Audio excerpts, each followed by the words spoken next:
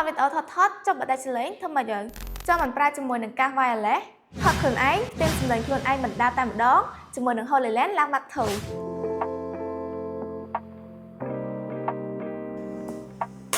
ការថតវីដេអូគុណភាពនៃវីដេអូគឺសំខាន់ខ្លាំងតែបើគុណភាពនៃសម្លេងវិញគឺរឹតតែសំខាន់លើនឹងទៅទៀតបើសិនជាថតហើយមានបញ្ហាសម្លេងឬដាច់សម្លេងអីដឹងតែពិបាកហ្មងចឹងនៅក្នុងវីដេអូមួយនេះខ្ញុំនឹងមកណែនាំអំពី microphone ដែលស័ក្តិសមសម្រាប់បងៗដែលផលិតវីដេអូមិនថាផលិតមាតិកាវីដេអូបែបសារព័ត៌មានមិនថារឿងខ្លីៗ podcast ឬវីដេអូបែប professional គឺដឹងតែត្រូវការជាមួយនឹង microphone មួយនេះហើយព្រោះថា microphone នេះមិនមែនមកតែ microphone ទេគឺមានមកជាមួយនឹងកាសស្ដាប់សំឡេង wireless ទៀតស្ដាប់អត់ច្រឡំទេកាស wireless ថតបណ្ដាផ្ទេរសំឡេងវីដេអូបណ្ដាចំណុចសំខាន់មួយទៀតគឺការកាត់សំឡេងដែលប្រើបច្ចេកវិទ្យា AI ហ្នឹងហ្មងគឺ cool មែនតើនេះគឺជា HoloLens ឡើងមកធូ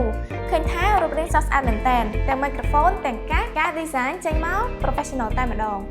ឡើងមកធូនេះគឺជា microphone ដែលអាចថតសំឡេងនិងស្ដាប់បានភ្លាមៗដូច្នេះបងដឹងភ្លាមៗពេលមានកំហុសពេលសំឡេងដាច់ឬរអាក់រអួលគឺអាចជួយសម្រួលការងារបានភ្លាមៗតែម្ដងវាផ្ដល់សំឡេងច្បាស់ល្អសម្រាប់ការសន្ទនារវាងមនុស្សពីរនាក់អាចភ្ជាប់ជាមួយនឹងកាមេរ៉ានិងទូរស័ព្ទដៃដូច្នេះមិនថាបងប្រើជាមួយនឹងឧបករណ៍អាជីពឬក៏ទូរស័ព្ទដៃគឺសុទ្ធតែប្រើបានទាំងអស់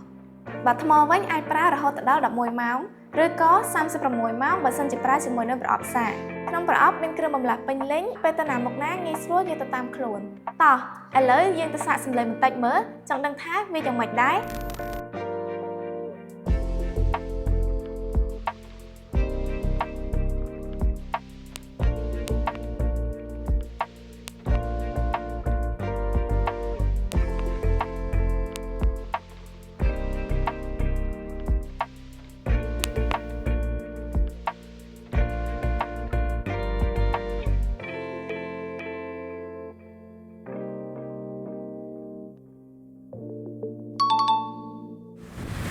ឡូសួស្តីអ្នកនរគ្នាឥឡូវយើងកំពុងតែតេស្តជាមួយនឹងសលេងឡាក Mark II នៅមុខហាង MyCam របស់យើងមកហើយឥឡូវមេកំពុងតែធ្លាក់ភ្លៀងហើយដូចអ្នកនរគ្នាបានឮចឹងអានេះសលេងអត់ប្រើជាមួយនឹង noise cancelling យើងឮសលេងឡានម៉ូតូហើយខ្យល់ខ្លាំងមែនតើឡូហើយនេះជាសលេងដែលខ្ញុំប្រើជាមួយនឹង noise cancelling អ្នកនរគ្នាគិតមិនដែរសលេងវាខុសគ្នាប៉ុន្មានភាគរយដែរ